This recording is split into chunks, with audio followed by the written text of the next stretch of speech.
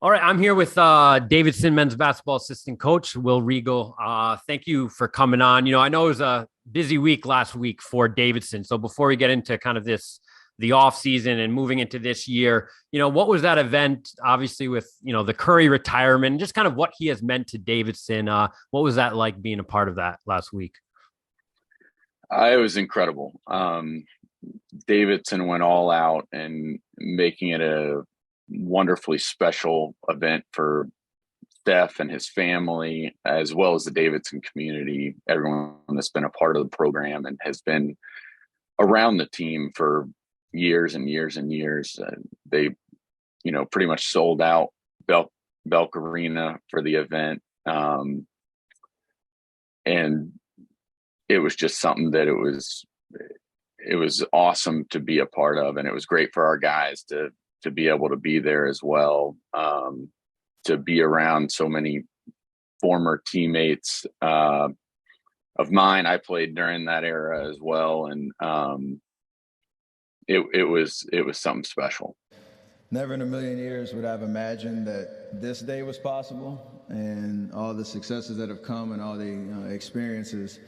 But what I did know was I was entrusting my college experience and journey to a true leader, somebody who has so much compassion, care, love for every single person that you come in contact with. You talked about the feeling when people have a conversation with me, but I learned that from you. I learned how to meet people where they are, to truly connect, to have high expectations, but to develop an amazing discipline and work ethic with everything that you do. You've built the total human being as an athlete, as a citizen, and I know I can speak for everybody that's played for you. None of this is possible without you. So thank you so much for your leadership and your example.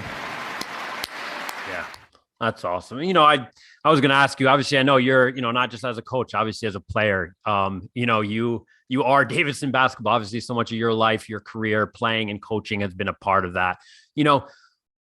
What has it been like? I assume it's been a pretty easy transition. It could be wrong in terms of, with the coaching change, obviously with Bob McKillop retiring after his legendary career, Matt McKillop coming in. Obviously you have been there, I think for 9-10 years now as a coach. Yep. Has it been a pretty easy transition? Which oftentimes for many programs could be difficult when you lose a legend, like Bob McKillop. Yeah, anytime you lose a Hall of Fame type coach, someone that has meant so much to this college and community and town, it's always difficult. But Matt is as prepared for this role and this job as anyone possibly could be. He's been around this program for over 30 years. He's been coaching here since 2008. It's in his blood, it's in his heart, and he is a perfect guy for the job. So I would say that in terms of the transition, it's been pretty seamless, for lack of a better term. It's been something that our guys have had continuity and consistency with what we're doing and what we're teaching, and everything on the court and off the court.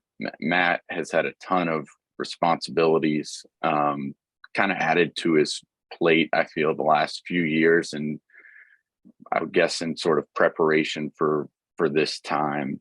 So he's ready. The transition has been pretty easy, I would say, in terms of, especially for losing a Hall of Fame coach.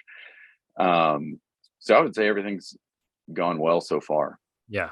No, that's awesome. And, kind of moving into obviously this year, this off season, has there, you guys obviously you lost, you're losing some key guys, but you also have, you kind of have reloaded, with incoming freshmen, also some transfers as well. What has kind of been the focus of this off season? Davidson, since joining the A10, like I said, I talked to Coach Rhodes at VCU. I look at both of those programs, Davidson and VCU, in terms of what you guys have brought to the conference, and you've kind of brought this consistency of excellence. coming off obviously a great year last year, winning the A10, being in the NCAA tournament, what has kind of been the focus as you guys, kind of regroup and try to fill some of those key pieces you guys lost? So I think a lot of it is kind of maintaining that consistency that you spoke about. We lost, 7 guys or something from last year. We've got a lot of new faces. We're lucky enough to have a guy like Foster Lawyer here, who is as good a leader as we've ever had. I think he's like having another coach out there. In terms of his approach to the game and on the court, off the court, he's just always leading. So a lot of our focus so far has been teaching, which obviously we're a program that has a lot of teaching, but when we have teams that are more veteran than the current team, it's the older guys are kind of able to teach the younger guys by doing. We've probably had to be a little bit more hands-on with teaching kind of the details of how we do things with such a young and new team. So that's been one of the main focuses really on both sides of the ball. But we've come a long way in the last month or so. We were able to take our international trip. We went to Italy and Slovenia and played 5 games and learned a lot about our roster and kind of ourselves over there, and some strengths and weaknesses and stuff that I think we'll be able to grow and improve and build off of. So it's been a really good summer with a lot of new faces and stuff, which has been exciting. Awesome.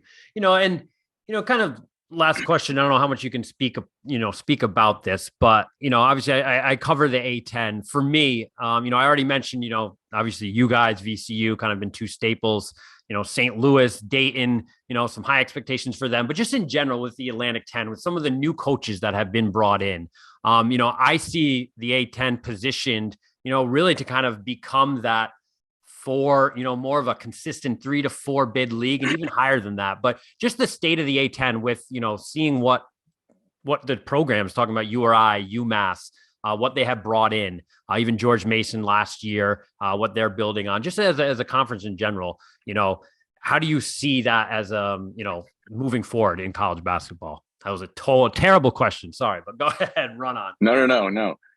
I mean, I would say it's especially from a coaching standpoint, it's as strong group of coaches as I can remember. And you're talking really long-term successful coaches who have been successful at all types of levels. And you're talking some young up and coming coaches that have been really successful early on in their career. So it's a great balance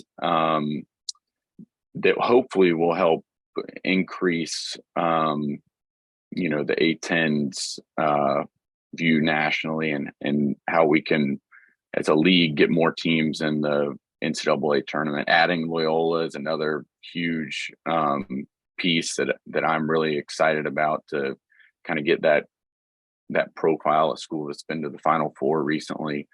So I mean, I think the league should be as strong and deep as I can remember since we entered the league. So I'm really excited about that from an A10 standpoint this year.